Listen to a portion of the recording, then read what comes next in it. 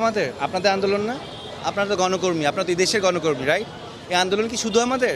যদি আমি রিভার্স করি, আপনারা এখন আমার এখানে দাঁড়ান, আমি আপনাদের ক্যামেরা বুম নিয়ে দাঁড়াই। আমাদের আন্দোলন বলে জিনিসটাকে আলাদা করার কিছুই নাই এখন আর। এখন যে কোনো একটা গোষ্ঠী ছাড়া সমগ্র জাতির একটা, আপনি জিজ্ঞেস করেন ইন্ডিভিজুয়ালি, যদি সম্ভব হয় জিজ্ঞেস করেন, কেউ চায় না এই গভর্নমেন্ট কেয়ার, কেউ চায় না। আপনি আপনার বাচ্চাকে রেখে বাইরে যাবেন, সেই নিরাপদ নয়। আপনি এই ঢাকা শহরে খেলার মাঠ নেই, বাচ্চারা ছাদে যেতে পারতেছে না, কেন পারতেছে না? হেলিকপ্টার দিয়ে গুলি করা হয়েছে। মিথ্যাইটা কয়টা সত্যকে আপনারা আড়াল করবেন?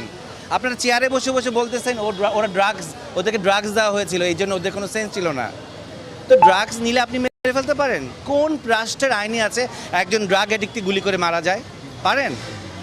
বাংলাদেশে তো অনেকেই গোপনে গোপনে ড্রাগস নেয়, ধরে ধরে মেরে ফেলেন। এগুলো স্থূল কথা বলা বন্ধ করেন।